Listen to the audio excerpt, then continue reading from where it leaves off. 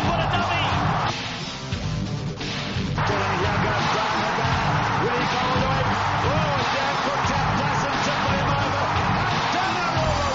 Welcome back to the Fantasy Rugby Draft Podcast. Thanks for downloading and listening. I'm Bruce Wilkinson, and joining me again in the booth is the man primarily made of moss, Nathan Mossman. How are you, sir?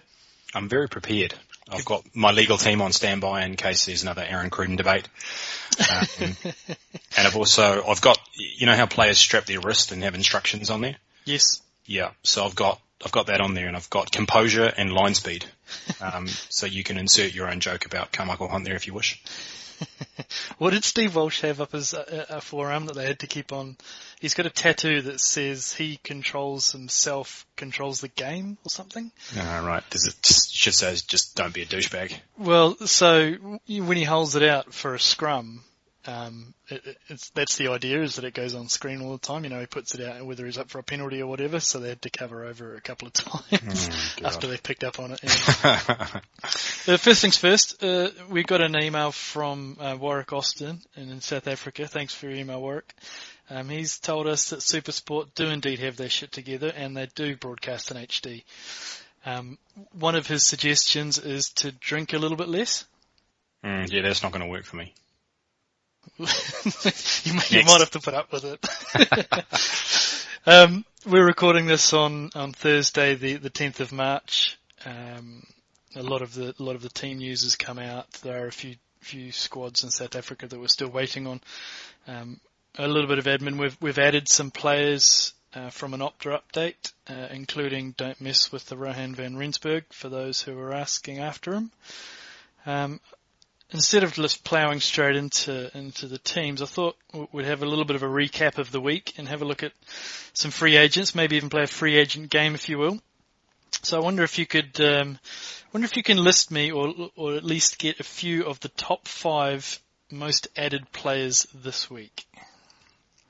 And you haven't seen the answers for this, so we're trying to do this cold.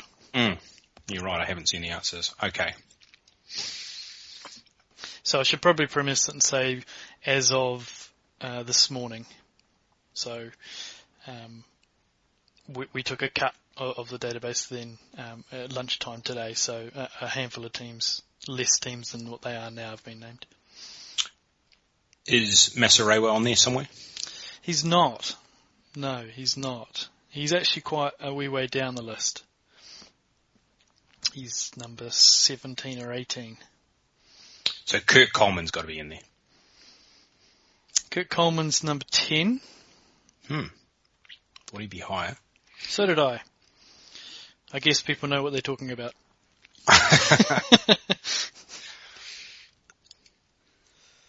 There's a sexy one that we've talked about. Leo Zass, right? That's right, yep, exactly. Number 1, Leo Zass. People are listening. Okay. The next 3 are quite tough, I think, personally. I probably wouldn't have got them. But I'll lead the witness a little bit, but it's to do with bye weeks and just filling certain positions. It's not necessarily because they've gone lights out or because they've got so many points. It looks to be more of a need-based ad. 2 of them on the Rebels. Jono Lance? No. Jono Lance is just after Kurt Coleman at 11. Mitch Inman's at 2, which I thought was an interesting one. But I guess that is interesting. I guess people have figured out that he actually scores quite well. And he did score quite well previously last year as well. Bit of an unfancied name. And the next 2 are locks. No, I don't think I'm going to get this. So it's Luke Jones and Daniel Dupree. Right. Is 3 and 4. And the last one is clearly people taking a little bit of a punt that Nick Serzacker isn't fit. It's Ben Meehan. Yeah, that's right. Okay. Yeah, so a bit of an interesting list. I mean, I guess the top of the list is fairly self-explanatory, but I think you made mention last week that, earlier on in the week, perhaps even Monday pod, that is nothing really too sexy on this list. You know, there wasn't anyone jumping out, and you'd actually probably sit and hold onto your waiver wire if you had one. If you had a waiver wire ranking, it wouldn't burn it. And it kind of shows. I mean, there's a few in here that probably you would pick up: Zas, Kosane, Nabuli, and as you said, Jono Lance and Masareira. But yeah, for the most part, it looks to be a need-based ad. I mean, there's been a whole lot of activity. I don't think I've ever seen so much people scrambling to get players onto their teams. Yeah, buy Mageddon, isn't it? It is, buy Gate or something. I don't know what they call it. Yeah. We'll come up with something better than that. Absolutely. Okay, name me the top 5 cuts. The first one's injury-based. Big injury for the week. Not necessarily fantasy-related. Yeah, Robert Dupree. He's number 6, actually. So there's obviously a few people still holding. The Diesel. Brody Retallick. Of course. Yeah. I wonder whether a few people have cut Reece Hodge. They haven't. No, they're holding. Okay. I guess the news came out quite late last night about that, didn't it? About however long it was, 4 to 6 weeks. Yeah. This guy was used by a Fijian. Matt Duffy. That's right, yep. I know where you're going with this. Yeah, thanks for not letting me finish as well. I didn't really know where that was going. And then Jed Holloway, Kieran Fonautier, and Will Skelton. Will Skelton was an interesting one I saw. But I guess people just, as you had mentioned, there's so much activity going on. There's a lot of buys, there's a lot of injuries. People just don't have that space on their bench, and they're trying to make way for people like Naivalu and Robbie Coleman and these types of players that haven't played yet. Yeah, Delende. Yeah, and even Nano Williams. And you see Nano Williams in there, yeah. Martin Hernandez is another good one. Mm-hmm. Yep. Yeah.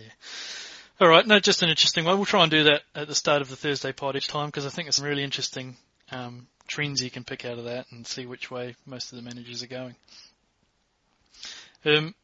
All right, so let's move on to what we're going to call Team Naving Thursday, or TNT. And boom goes the dynamite.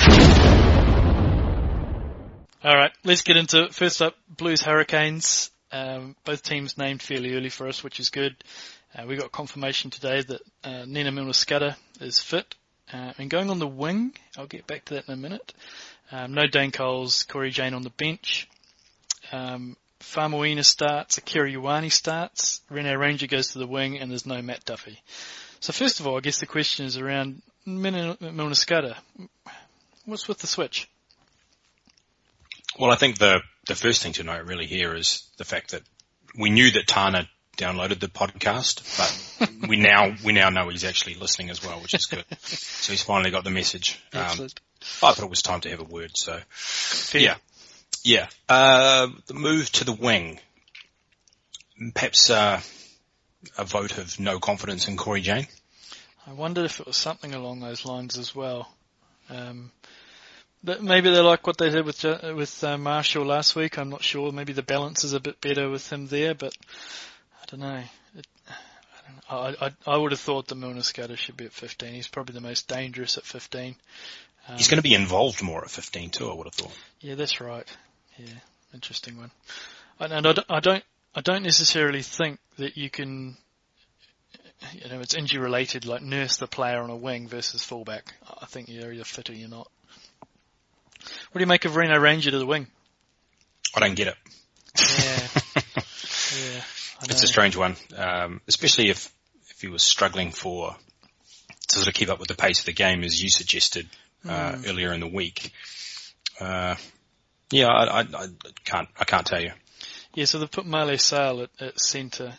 I wonder if it's not necessarily a Ranger thing, but it's more of a we can't have Moala and Ranger playing together. Our wingers aren't seeing any ball. It's just not getting out there. So I wonder if there's an element of that as well, which is a bit ironic coming from Tana Umaga, but hey-ho. Yeah, I guess it's one of those things, if you ever play a sport when you have two people that are just bad defenders standing next to each other and you just have to split them up by putting someone in the middle. Yeah, I know, not suggesting that it's what they're doing here, but yeah. No, the theory Same stacks sort of though, theory. right? That Male Sale is a bit more of a distributor than Rene Ranger is, but yeah. So Milani Nanai was dropped to the bench for this one, which I thought was a little bit odd as well. So Tavita Lee and and obviously Ranger on the other wing and Visser at fullback. I think it's not far away from his top team, but I think I would have Nanai in it. Yep. No, I agree. Okay. And Patrick Tuipulotu to the bench. I've heard sound bites in the press about, teaching him a harsh lesson. No one's aside from Tana's harsh rule, all of that type of fun quotes that you hear. But I don't know. You're playing a divisional, a conference rival in the Hurricanes. I want my best players out there. Well, this looks a good team to me, and I think at home against the Hurricanes team, which to me just seems to be I don't know if it's lacking confidence or lacking a little bit cohesion. I think the Blues will go pretty well here. Do you reckon? Yep. Interesting. It was good to see Barrett bouncing back last week. I suspect they'll try and it's usually around the 2 games, right? It takes Julian Severe 2 games to wind up. And then it's usually the 3rd or 4th. I remember literally having this conversation this time last year on the 3rd game week, and he went all right. Okay. The later game on Friday night is Force Brumbies. I hear they've been having a bit of a dust up in training with Joe Tamani and I can't remember who actually was. Someone in the forwards, no doubt. I guess the main change in the team for the Brumbies is Itava'a. And they've got Butler coming in, so it's going to be a bit of a foraging loose forward trio.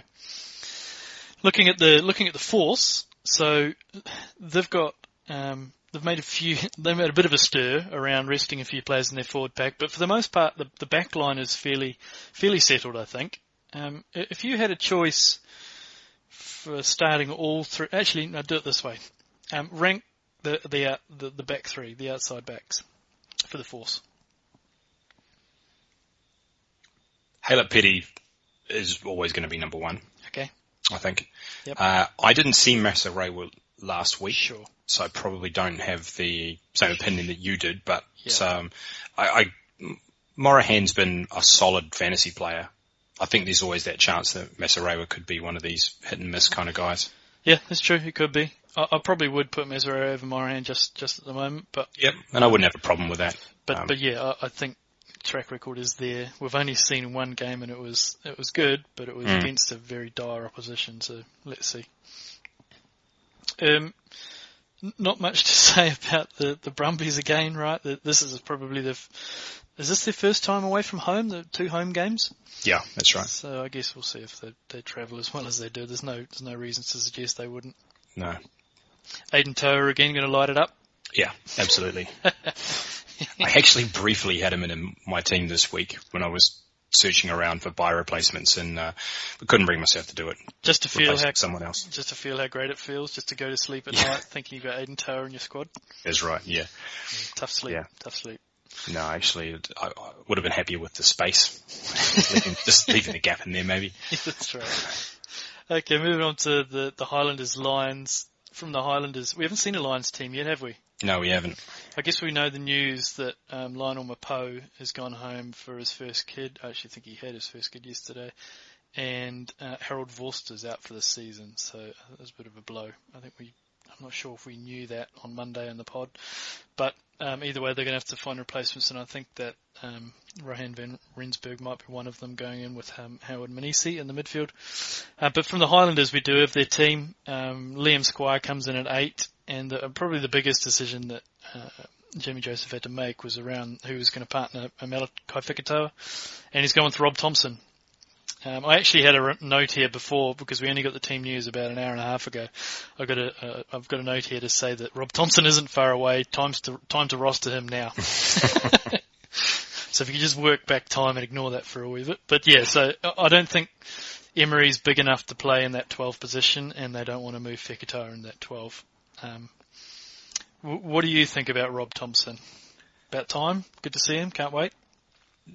Not as excited as you, probably. I think you've probably seen a lot more of him playing for Canterbury. I guess I just have a few question marks over the value of the number 12 jersey for the Highlanders in fantasy. Mm-hmm. I think we've seen, and it's hard to know if it's the player or the position, but we've definitely seen the Emerys and the Trebies and even the Waldens, with the exception of that, one big game, not really look that dangerous. And it's hard to tell if that's just part of the game plan, or if it's, the players that that they had in the position. Yep. So I'm kind of like not particularly excited about it at this point. Okay, so we had a question from Dean Drummond on Twitter, and I think I can probably... Well, actually, maybe I can't. So Rene Ranger, Tavita Kurandrani, or Rob Thompson? It's a big two. I think it's going to be Ranger because he's playing on the wing, and I think we generally suggest that would get you a few extra points as a midfielder. And Kurandrani's playing for probably the top team in the competition right now, and has looked pretty good. So he has. Yeah, yep. He has. And of course, Rob Thompson's an unproven quantity as well. I think that's probably one of the bigger factors in this decision is if you've got him in your team, great. And you've got two other really good options there, Rene Ranger and Tavita Kurandrani. You don't need to roll the dice. You can see what you've got in him before you actually thrust him into your starting lineup. Yeah, that would just sort of seems getting a bit cute, maybe. Yeah, that's right. It is. Analysis paralysis. But I understand it, and I do believe that, I do think that Rob will actually play quite well, and I expect quite a few points in this game. Cue a 6-6 draw. I also think that Matt Faddis will do quite well in this game, but yeah, we'll see. Yeah, of course you do. Yeah, I do. For the Lions, I think we'll touch on it a little bit later, but I think Kurnos Gosan's only started in 30%. I think that's probably not a bad shout either. You got anything from this game, or anyone you were concerned with, or anyone that you wanted to pump? No, Squire. Yeah. I think we've both probably talked him up a little bit. So it'll be really interesting to see how he goes with the start. Yep. And I think just generally one of our theories has been over the last couple of years about points scored under the roof at Forsyth Bar. Yeah. And I think this could be another prime example. I guess the Lions they won't be coming under the radar as much as they were last week. Yeah. But I'm sure both teams will be looking to throw it around a little bit. Yeah, absolutely. I think there's some points here as well. Out of Derby, out of conference, I think there's points. Okay, let's go to the Rebels Reds. We don't have a Rebels team yet, but we do know that Reece Hodge was out 4 to 6 weeks with a quad injury. You made mention on Monday that if Jonah Placid starts, he'll be a good play. I think I totally agree with that, and especially in this matchup against the Reds, who have got not new, but their co-coaches are now at the helm. I guess the Hodge news is good news for Jack D owners. Not the comedian, obviously. Not the What could be? Maybe he's a fan. Well, he'd probably kick better. So, yeah, maybe.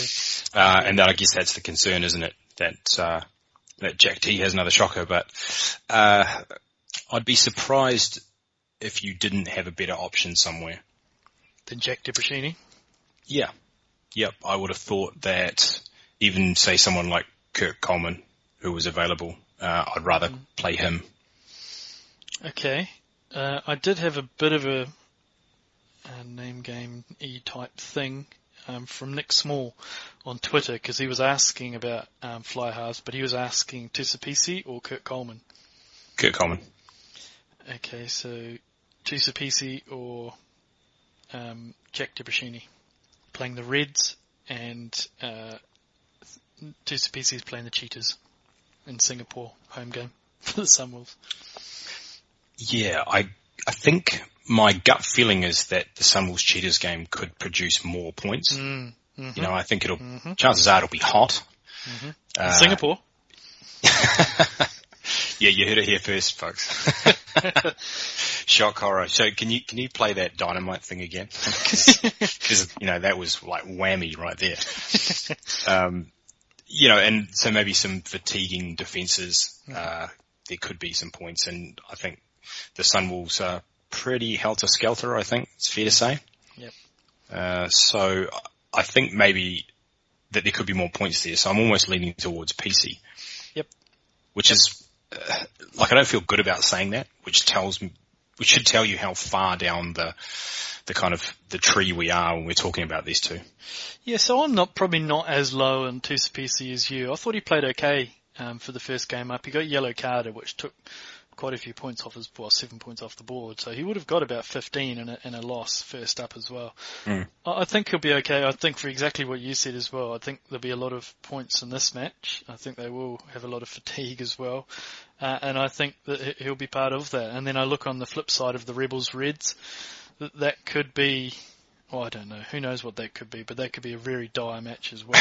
Not much offense for both, right? Yeah, that could be our Monday podcast match of the day last. Yeah, that's right. Last game showing, as it were. Yeah, maybe we should do a prediction before. We'll get to the end of this pod and we'll figure out which one is actually going to be last and see if we're close. Yeah, okay. I'm a little bit surprised to hear you say that though, because I guess I always had you for a Jack D fan. Mm-hmm. Oh no, so I was just saying that Tusapisi versus Coleman. I wouldn't blindly say Coleman. I'll put Jack D somewhere in there. I actually think he probably will go quite well this week. So I probably have him above Coleman and I don't know if I'd have him in front of TCPC though. I just think there's going to be a lot of points in that Cheetahs match. That's why I'm just looking sunny side too much. Looking at Cheetahs, Sunwolves, not much defense there, but I don't know. Him kicking goals, the Reds aren't playing particularly well. Rebels actually played not too badly against the Bulls, just didn't have much defense. I don't know. We're round in circles in this one, aren't we? A little bit, and it is tricky because we've only seen the Sunwolves play the one time, and it just seems like so long ago. Yeah, that's right. So in the Reds team, Goromaru's been dropped. It looks to be, for all intents and purposes, Jake McIntyre might be kicking at poles. Nabuli, obviously, is on one wing. He's only 16% started, so I suspect he might be a decent play this week as well if you really were struggling and people were having this Biomageddon issues. Yeah, so I've got a question. So Nabuli v Hunt, and I'm asking for a friend. So if Jake McIntyre isn't kicking, it probably will be Carmichael Hunt, won't it? Yes. I'll probably still go Nabuli. Okay. Probably. He looked pretty good last week, and he made some good runs, and he had the ball a lot more than I had seen him previously. I just wonder if most of the time when we're going to see, I don't know if we're going to see a counter-attack in Carmichael Hunt. I suspect he might have that long left rake. It just sort of feels these days that he's sort of become more of a, I guess like an organizer or a solid player at the back, you know, like a no mistakes, no frills kind of player. Yep, I'll buy into that. Yep. Bomb squad defusal and all that. Yeah, indeed. Yeah. Okay, that's probably enough as we've talked about. Is there anything more from this game? They've got an open side starting, a fella Setu on the Reds that apparently is pretty sharp and he's a good ball fetcher, so I think it'll be interesting to see. And it's going to be really interesting to see if Karevi can get their back up now and feed him a little bit more ball as well, because I was a little bit concerned last week. Yep, no, be watching on with interest about Karevi for sure. Yeah, it was an interesting note that I saw from one of the coaches. I can't remember who it was. That says, Goromaru's. It's great to have this impact from the bench and have a world-class goal kicker on the bench. Like, is it great to have a world-class goal kicker on the bench? I quite like a world-class goal kicker playing in my lineup, but I guess horses for courses and all that. But to be fair, he hasn't actually played all that well. But I thought it was an interesting one. Okay, Sunwolves Cheetahs. We've discussed a little bit about this game. So Lua Diaga didn't travel to this game, which I thought was a little bit of a surprise for a few folks. Maybe they've earmarked the Sunwolves as potentially being a little bit of a lesser opposition. I wanted to have a chat to you about the Cheetahs back three, though, because I suspect they'll go quite well this week. Raymond Rules only started in 36% of leagues. Sergel Peterson is only 16% of leagues, and Blumenkees is only 5% of leagues. And we have a question here from James Honorable on Twitter.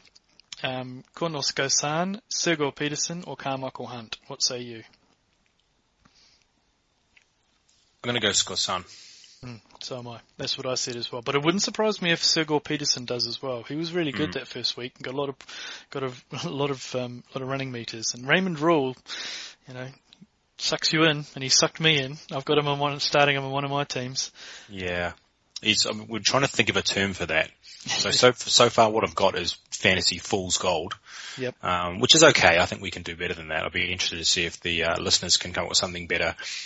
For that player that scores heavily one week, gets you excited, you think, I'll take a chance on him, you stick him in your lineup and he'll just bomb. And in 2 weeks, 3 weeks time, he'll be back on the waiver wire and then he'll trick somebody else. Yeah, that's right. Yeah, so fantasy full gold is a starter out of the gate. We can do better. Yeah, agreed. So if I was to put Raymond Rule and Blumenkeys in with Skosan and Carmichael Hunt? I'm still going Skosan. So am I. It's close with Rule though. Okay.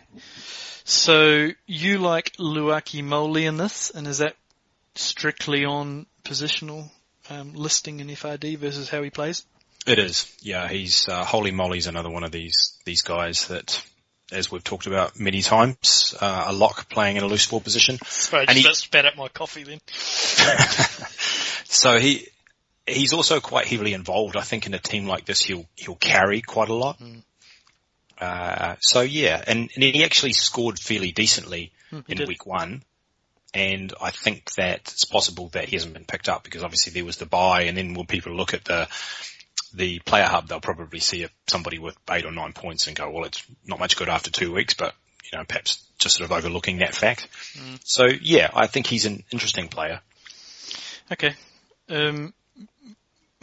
What are you expecting from Fred Zillinger there? Fred Zillinger of week 1 or Fred Zillinger of week 2? Well, who knows? I think that's kind of the point. I think people who are expecting the Sunwolves to be the Kings or to be the whipping boys, I'm not. Well, I haven't made up my mind yet, but I wouldn't be rushing to thrust players in necessarily because of that. I wouldn't be weighting that as heavy as I ordinarily might do if I knew that they were pretty weak anyway. I've seen a lot of people going way too far on, well, this is going to be, an absolute hiding, but yeah, I'd just be a little bit cautious because, as you said before, we've only seen them once. Okay, let's move on to your boys, the Kings. Playing. Just one more thing before we do move on. The Cheetahs front row. So there was a wee theory that you had about teams playing against the Sunwolves front row. Yep. And I love these kinds of theories. So I'm gonna buy into this. Yep. And I have picked up the Cheetahs in one league and I'm gonna play them. Yeah, I've done the same thing on one of my other leagues as well. Yeah. They were scoring pretty well anyway. The first 2 weeks. So yeah. I think you'd probably, as I think we mentioned it on Monday, but Jags, Hurricanes, Brumbies and Lions, and probably top 4 in some order. Yeah. And then at the moment, I don't think you could go past the Cheetahs, purely just looking at their points. They're doing quite well. No, and I know, like I said, I love these little theories. Like we touched on the Forsyth Bar theory. Do you remember we had a theory about players marking Julian Severe? Yeah, that's a good one. We never really came back and analysed whether that worked out. I did have someone point out to me that, like, the week after we said that, like, somebody absolutely pantsed him and scored massively. Yeah, I do remember that. That might have been Naholo, was it, or someone? Well, it was actually, I think it was Naholo that he originally had in his pocket in that first game, and it might be that in the return match, maybe, there was it was reversed or something, but it was interesting, and I guess I'd sort of forgotten about it and I'd never gone back to really look at to see if there was anything to it. So we can now count Tana Umaga and Waisaki Naholo as listeners of the podcast. Obviously that was poster material for Waisaki to come back and blitz Julian Severe. So first week is Henry Spate, didn't score massively, and then Matt Fedders, I guess. Oh yeah. So there's something there and thereabouts. I mean, both of them scored 8 points. I guess that's probably, well, it's minimum, I think. Yeah. Yep. Yeah. Okay. Let's see how Rene Ranger goes. Yeah, Severe watch. Yes, Severe watch. I like it. Yeah, so it's a good theory. I think it certainly looked like that from the mauling of the Lions anyway against the Sunwolves. All right, move on to your boys, the Kings playing the Chiefs. So Brody's out for 8 weeks. We touched on that. The Fish comes into the starting lineup. Have you seen the team? Yeah. Pretty excited about this. Yeah, so am I. I've had the Fish drafted him in one particular team and had him sitting on the bench, and yeah, pretty happy to be sticking him in there and seeing how he goes. And I'm actually expecting him to do something, I think. Yeah, he looked good in pre-season as well when Yeah, he's he come in. It was just a bit of a shame he got that knock. I guess the other change is TKB being benched for Brad Weber. And that's probably the significant change in terms of fantasy. The whole Chiefs front row, I believe, has been turned around. And I have seen someone, so they were talking about the Force, the Reds, and the Chiefs front row, whether they should drop the Jags or bring someone in or just get a donut or take an empty spot. And they were pointing out that the Kings were that's who their Chiefs are playing against. So pick up the Chiefs. I wouldn't be so keen to rush out and do that. The Chiefs front row looked pretty vulnerable the last 2 weeks and have picked up yellow cards. So there's every chance that you could pick up a negative in this situation as well. Louis Fichet starts for the Kings. So I guess we've only had one match, but it was Elgar Watts. Now it's Louis Fichet. Where do you have Louis Fichet in the pantheon of fly halves? Well, I think he's probably an upgrade on Elgar Watts. I think so too. Yeah. But probably not by a whole lot. I think he'll kick his goals if he gets the chances to, and he'll probably get the odd chance. I'd imagine there'll be a few points in this game. Yep. And so where would you have him from? Tusapisi, Kurt Coleman? I think he's behind all those guys. Yeah. Yeah. Okay. What about Jack McIntyre? Ahead of him, I would have thought. And where would you have him with Jack Debrashini? Louis Fichet or Jack D? I think Jack D, just because he could do a little bit more with the ball in hand. Yeah, true. Take it to the line. Yep, that's Yeah. true. No, agreed. And I believe this is an insult, but as I thought I'd ask on the podcast from Clive Stevenson, Louis Fichet or Aaron Cruden? I'm assuming he's just trying to wind you up. See, I might just bring the legal team in here for slander. Mr. Stevenson might find himself being issued with a writ here. So for the record, it's Aaron Cruden. Can I plead the fifth on this? Yeah, I know. Yeah, no. Look, I think he'll score all right with this. But yeah, it's going to be interesting to see how the Kings actually go first time up at home. So yeah, I'm actually looking forward to them because everybody has them down as this team that's going to get thumped by 60 points every game. But you look at that team and there's a few names in there. Let's see. Anything more from this Chiefs-Kings game? Only that it's another one of these non-derby games. A Chiefs team probably looking to bounce back, and I just have a feeling it'll be fairly open as well.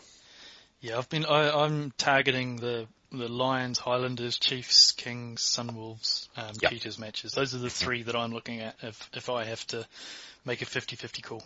And those are the three that I'm going to watch this weekend, right? You're going to watch the others? Yeah, that's right. I'm just going to watch Reds Rebels on replay over and over. Just searching for a highlight somewhere. That's right. I might even watch it backwards like those death metal ones that they do, looking for the subliminal messages that they've got in it. All right, let's move on to Shark Stormers. There's a lot of fantasy in this point, a lot of fantasy names in this game, but it's another South African derby. You have to put a bit of an asterisk, and I do wonder about it. But we don't have any teams for either Sharks or the Stormers. You haven't seen either of you? No. They usually get named at about 2 a.m. New Zealand time on Thursday night, Friday morning. Yep. The news that we do know, though, is, and I'm not sure if it was out on Monday, but Robert Dupree's out for 12 weeks. So, I mean, we thought potentially it might have been, well, I thought potentially it may have been a bruise, but no, it looks like it is worse fears. It's a knee. So he's out for 12 weeks.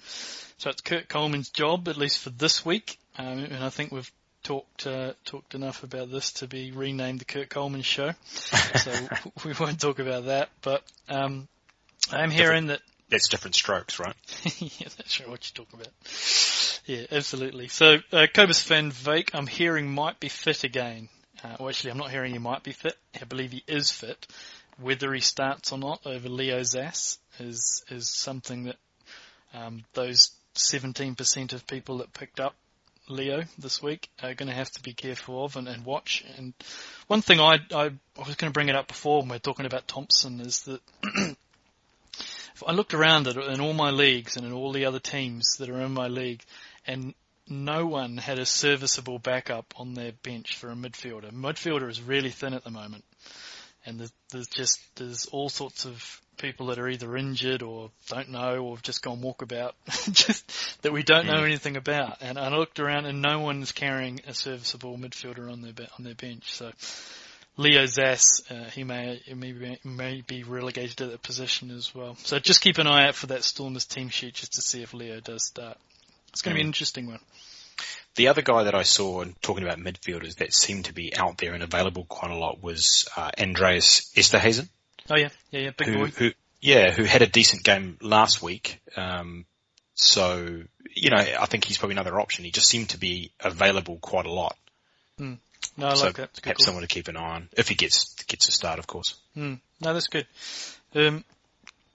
So, lack of any team sheets, I got a trade proposal thrown to me. It's an interesting one. I'm probably asking the wrong person, but Leo Zass and Elton Jenschtes for Kurtley Beale and Aaron Cruden. Well, I guess the thing with Beale is that we're expecting Foley to be back next week. That's my understanding. Mm-hmm. So that kind of devalues him. Cruden, we've obviously still got question marks about. I guess you always look at the best player in the trade, and I guess at this point the best player in that trade is probably Yankees. He is at the moment. So I saw an article this week, I can't remember where it was, might have been on Fox Sport, but it was talking about how they were pretty comfortable with David Horowitz at 12. So when Foley comes back, they were thinking that they were going to shift Israel Folau to 13 and have Beale at 15 and put Rob Horn on the wing. I did see that, yep. So that kind of, you take it away and then you add to Beale because he'll have the running back meters there, and I suspect he'll take long kicks as well. Yeah. That article did also sort of suggest that they were saying, it's good to have options. So there's nothing set in stone about this either. So, no. And it also might have been pumping Horowitz's tires a little bit. True. So I'm not to say that it won't happen, but I guess, and a lot will depend on when team sheets come out this week to see if Zass is actually going to be a regular in that team. Yeah, because Robbie Fleck talked him up quite a bit this week as well, and he said that they would have liked to get him more ball. So he just looks so dangerous. As I say, managers, keep an eye on that team sheet when it comes out. I'm not expecting too many surprises from the Sharks. I see, as we talked about at the top of the hour, Daniel Dupree scoring quite well. I think he might be the third highest lock. I think he is. So he's a good bye-week replacement if you've got Will Skelton or Sam Whitelock on a bye. You didn't actually give us your side of that trade. Well, I wasn't running to my computer anyway to accept it. I agree with you. Elton is the marquee player in this. I think Elton Jenschtes and Aaron Cruden, when all said and done, will probably be about the same type of player in terms of points. I don't think there'll be much difference in it. So I'm looking at the other side of it, which is Zass and Beale. And for me, I already had Moala and Tamanavalu starting. So I was okay with having Zass on my bench and seeing if he does all of a sudden have that starting winger and then does blow up and he gets these 25 points a game. Versus Beale, which I kind of know is going to be somewhere between 10 and 20 a game. So if I didn't have a starting midfielder, I'd probably be more inclined to do it. But because I had Moala and Tamanavalu, I'm probably going to say no to it because Elton Jenschtes is still going to be better than Cruden until Cruden takes those kicks, and I still think it's probably a couple of weeks away. So yeah, that's where I come down. Okay, so let's look at we gave a few gems out last week around some players to look for. Have you formulated a theory on or a player that you might want to pull out, or a couple of players that you might want to pull out for this week? One of them's definitely got to be the fish. You like the fish? I do. Okay. Love fishing. Yeah, that's good. Any good at it? Mixed. It's fair to say. Mixed. Good. Catch a lot of undersized ones. Yeah. That's not a euphemism. A lot of undersized Glenfish. They're hard to come by. All right, cool. He's 53% started. So I think last week we said that the threshold was going to be 65% and below, but I'm actually going to change that to 50% and below now. Because I think it's easy enough to find players in that 50 to 60, and I feel as though we're not really doing the listeners this service. Yep. So one player that I like, and we've mentioned him, but Cornel Skossan, I think he'll be good this week, and he's in that Lions team that's producing a lot of points, and he's only started in 30% of leagues, so he's probably my most rated this week. But I also, as we mentioned, I like Rule, I like Peterson. Jonah Placid should go well against the Reds team. And then I do actually have the Fish here as well. So I think you've actually convinced me that Tusipisi is going to have a big game. I'm feeling it. So I have a list of 11 here, and Tusipisi's on that. Yeah, I think he will as well. And he's only started in 6% of leagues. It's criminal. Yeah, I think it is. In a bye week. It is and it isn't, I guess. Yeah, no, I'm joking, of course. Maybe people will make their decisions tomorrow, or maybe they've made it today, waiting for team sheets to come out. But when you look at Dupree, when you look at Moanga, and I guess Foley was not really a good option, but there's Nicolas Sanchez as well. We're starting to get quite thin at fly half, and you are looking at Kurt Coleman in that area. So, yeah, I think TCPC will go all right. Yeah, it's actually interesting because the more I think about this and I sort of think about that Sharks Stormers game, it's almost a shame that Kurt Coleman wasn't able to take over this job against, say, our Sun Wolves. Do you know what I mean? Like in a non-local derby game, because in quite a high pressure, I mean, this is a grudge match, right? Sharks Stormers. This has got all the makings of him just pushing the self-destruct button at some point, right? The crowd just on top of him. It really does. Yeah. So the more I think about it, I'm sort of coming around to the idea that maybe Tusipisi is actually a better option here. Yeah, he may be. I like the idea of playing in Singapore. I think, as you said, the defences will be fatigued as well, and I think they'll be a bit more organised back from that. No, I think he'll go all right. I guess the only little bit of a concern is that Ryan Villiam was taking longer range kicks, and we don't really know what Tusipisi's range is yet, and whether it is just quite tight.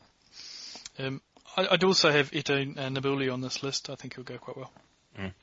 And I've got, as I said, Matt Fadders is another guy that I think would probably go quite well in a high-scoring encounter. Got it from Ed Richards on Twitter. A question here from him. Hey boys, I need to start 2 out of Ndungani, Blumakeys, Skossan and Morahan. So pick 2 out of those.